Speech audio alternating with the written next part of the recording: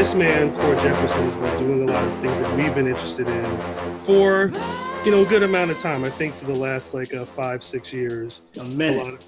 A lot of his work has really been, making it the rounds to what we're watching consistently. He worked on The Night Show with Larry Wilmore. Shouts out to Wilmore the guy. Yeah. Jumped from there to Master of None over on Netflix, another acclaimed show, if you will. Then went to NBC with one of Frasier's favorite shows, The Good Place, where he did a lot of work over there. And then hopped to HBO with one of 2019's best shows. I think, if I recall, Frasier, we called Watchmen our best show of 2019, right?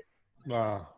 There was then we also had Succession up there too, which Cord also worked on. So it's a twofer right there. Yeah. There's a lot going on there. Not only did he have one of the best shows of 2019, but I think arguably he wrote one of the best episodes of television in 2019. That Extraordinary Being from Watchmen. Cord Jefferson, welcome to the Watch Less podcast. You crafted an origin story for a Black superhero. Talk about what it's been after this episode airs and the reaction and the acclaim that this episode of Watchmen got. Right, because before we spoke, actually, I think it was before it aired, and you were kind of anxious about how people were going to receive it. Yeah, I was super nervous, man. I still am. I'm nervous all the time about it. I think that, that episode, just even when we wrote the script, when I was looking at it on paper, it takes a lot of big swings. It's a crazy script. There's a lot of stuff that happens. There's a lot of stuff that you're trying to cram into an hour of television. All credit due to Stephen Williams, who directed it, and Jovan and Danielle Deadweiler and Regina King, who did incredible jobs in it. So I saw I was in the screening when we first watched it, and seeing how the script translated to the screen was great, but I was blown away, but I have no idea how an audience is going to react. And so I loved it, but that doesn't mean that everybody else who watches it is going to love it. And so I was terrified up until the night that it aired. I was in New York because I was traveling for Thanksgiving. I was in New York with a friend, and I made him go out to dinner with me, and we just both shut off our phones so we couldn't look at anything while it was airing, because I didn't want to look at Twitter. I didn't want to look at email. I just wanted it to air without freaking out about it. And the response that we've gotten on that episode has been great, and it feels incredibly gratifying, because I think that it's great when anybody likes what you do, and I appreciate any response to any work that I've done. But that one felt a little bit close to home for me, and it was a lot of blood, sweat, and tears went into that, and it was a passion project. But also, like I said, there was a lot of big swings, there was stuff there that people who were fans of the original book could have found issue with and maybe hated. There was a lot of things that people who were a fan of the show might not have liked. I think that episode of the series sort of did a lot of lifting when it came to the other storylines. I've talked to people who've told me that, that they watched the first half of that show and were like, okay, this is interesting. I don't know where a lot of this stuff is going, but it's interesting. And so they kept watching. And then I think episode 6 is where sort of a lot of that started to click into place, and you started to understand where the season was going and why what was happening. And so when I turned in the script to him, Damon said, if this episode doesn't work, I think we're kind of screwed. And it's which was no pressure. Yeah, exactly. A horrifying thing for your boss to say. It was no pressure at all. And I was like, damn, man, I wish you hadn't said that. But, I think that it was kind of true that if 6 hadn't worked, it's sort of a lot of the season might have been in jeopardy. But we're really lucky that it was received the way that it was. It's actually funny you say that, because randomly on This Is Us, most recent season, there's a scene with Sterling and his wife, played by Susan Kalichi Williams, and she's watching Watchmen. She's like, "Oh, I'm on 6. It's all starting to make sense finally." It's like a fun throwaway joke. Are you serious? Yeah. That's funny. I had no idea. That's great. I've worked on a few shows that all of which are special to me for different reasons. I would say that, but this episode meant a lot to me, not just because of the subject matter, which is, I feel like generational trauma is important. I don't know how you can be a Black person in America and not feel like generational trauma is an important story to you. I feel like, it's something that I feel like affects the community in a very real way. And so if it's not something that you're paying attention to, then you should sort of read more history. But I think that the besides all that, besides just sort of the nature of the episode and the content of it, it was one of the first episodes that I sort of really had a big hand in, like, Damon and I looked at all the casting together, and Damon and I talked about what direction was going to look like for the episode with Steven, and Damon and I were talking about sort of costume design. It was sort of very sort of like hands-on with Damon as to what the episode was going to look like and feel like, just besides, some shows you work on and you just hand in your script and that's basically it. And you turn in your script and a director takes it and does with it what they want to do with it. And that's fine. But this one was just, I had a lot more hand in deciding some of the sort of more creative elements of it besides just the writing. When I left, there was a few different endings on the table that were being discussed. And so I knew that they were going to sort of have to gut it out and decide which one they wanted, because there was a few different endings, all of which were good for their own reasons, their own different way. But I was really happy with the one that they decided to go with, and I loved it. I still get into arguments with people about whether or not she got Dr. Manhattan's powers. I don't know. Well, I'm glad you said that, because it kind of opened up this big thing. Well, first, I guess I have to ask, do you agree with, what Damon's been saying about the talk about a season 2? Like, do you feel like that was an ending and it should stop there, or kind of go on in some different iteration, or what? I mean, it's Damon's baby, and so far be it for me to try to go against what Damon says. It's his, at the end of the day, it's his, and at the end of the day, this particular iteration of Watchmen is his. But he obviously, it's Alan Moore's and it's Zack Snyder's, and everybody sort of can take Watchmen and do with it what they want to do with it. So I think that this iteration, though, is Damon's, and if he says that he wants to bring it to an end, then he can bring it to an end. I would say, though, that but just as a fan of the show, besides somebody who worked on the show, I would love to see what happens with Sister Night and Angela Abar, and like whether or not she gets those powers. And even if she doesn't get the powers, I would love to see where her life goes, just because I think the characters are so compelling and interesting people. So just as a fan of television and a fan of that of this book in general, I think I would love to see where else it could go. But at the same time, I also understand what this took out of Damon and what this took out of the other writers in the room.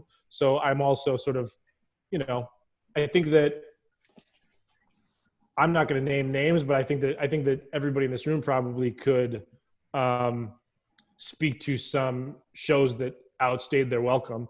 That sort of like, you were like, why you didn't need this other season? You didn't need 2 more seasons. You could have told your story in 3 seasons or 2 seasons or 1 season sometimes. And so I sort of respect Damon's decision to say, like, I told the story that I want to tell, and now I'm leaving. I think that more people should probably do that from time to time.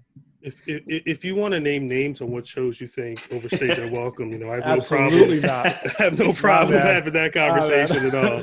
I want to get hired, man. Is that a code once you enter the Writers Guild? Yeah, it should be. Everything's good. Yeah, I loved everything. It was all awesome. So I want to know, how do you feel about, the content of this episode being so vibrant and necessary in conversations that we're having about, social justice today? It's heartbreaking, man. You would hope that we wouldn't be having these conversations literally 100 years later, right? Like that. Yes. That was 100 years ago, 99 years ago that the opening of that pilot took place. and we're still having these exact same conversations 100 years later, the exact same conversations our grandparents and great-grandparents were having. Mm. And so, it's heartbreaking and disheartening, but I think that it also speaks to a resiliency that's beautiful. And I think that's something that I hope was also people take away from the episode. I think that we also need to start having conversations about what policing actually looks like in this country, in our art and in our TV shows and in our movies. And so I think that, a little sleight of hand that Watchmen did was sort of led people to believe that this was going to be a show about hero cops. And then you sort of slowly peeled back to like, oh, there's white supremacists in this police force. And there's always been white supremacists in the police force, And so showing that reality and showing sort of putting a mirror to that, I think is going to be important going forward also. From the protests, we're kind of starting to see it sweep other corners of society, especially including media and Hollywood, and have more conversations about representation and inclusiveness and stuff like that. So from your experience as a Black writer in Hollywood, what do you think the industry can do to help lift more Black voices? I think they need to hire Black people. I think you need to hire Black people, not just for the lowest job on the totem pole. I think you need to promote Black people. I think you need to make Black people co-EPs and showrunners. And I think you need to get Black executives at networks, hiring Black showrunners and making Black shows and giving Black people overall deals. I think that you need to start greenlighting projects that aren't just about racism. I think that I would, the reason that I love Moonlight for any number of reasons, but one of the main reasons that I love Moonlight is because it is not about Black people overcoming racism. It's just about Black people. Mm-hmm. It's just purely about Black people living their life. And I think that so many prestige Oscar movies are always about Black people overcoming white racism. And it's not just about like Black people living their lives. And I'm ready for sort of more projects about that. It's just about like Black people living their lives and what that looks like, as opposed to a story set in the 1950s. And here's the Black character who needs to overcome white racism in order to save the world somehow. It's almost like all of these projects are just a prequel to these Black people's lives. Seriously. And so I think that you just, and I think the way that you do that is by hiring Black people to greenlight films and television shows, and promoting Black people, Black writers, and getting them in a position where they can sell their projects to people and tell their stories. And you've always made it. It's the simplest thing in the world, man. Just hire people. Just give them an opportunity. You know what I mean? Give them a job, and like listen to what they say once you give them that job. And you've always made it like kind of a point to just be a part of some inclusive writers' rooms and diverse writers' rooms and diverse showrunners and stuff like that as well. Yeah, man. There's still a lot of work to do. Don't get me wrong, but I have been incredibly fortunate to work with people who really put their money where their mouth is. Damon Lindelof, Mike Schur, Mike O'Malley, Larry Wilmore, Aziz and Alan Yang. They're all people who are incredibly thoughtful about having diverse writers' room, about having a lot of women, having a lot of people of color. Because there's writers' rooms where it's just one Black person, and it's like that so many. It's like, okay, we got one. But working on shows where there's I think more than half the room, either half the room or maybe more than half the room was Black on Watchmen. There was multiple Black people on Good Place. Nightly Show was heavily Black. There was only one white man hired for the year that I was on Master of None. Like these people are actually doing the work, and I think it shows. I think that not even if you're not coming from a place of morality, even if you're not coming from a place of like, this is the right thing to do to give underrepresented people an opportunity, even if that is not your stance and you're coming from a more cynical business stance, from a cynical business stance, it's better business, just because having more diversity in the room makes for better stories. Yes. Having a bunch of people with different backgrounds and different ideas makes your show better. It just does. And so even if you're not going to do the moral thing, why not just do the business thing? You know what I mean? Thanks.